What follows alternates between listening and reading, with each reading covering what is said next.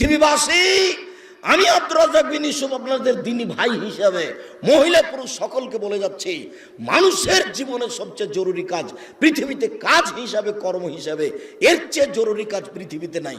সেটা কি? সালাত। জীবনে এর সাথে কোনোদিন আপোষ করিয়েন না। একে শক্ত হাতে দমন করবেন, টাইম হলে আদায় করতে হবে, যত সমস্যা থাকে। কোনো দিন 5 মিনিটের জন্য এর সাথে আপোষ করবেন না।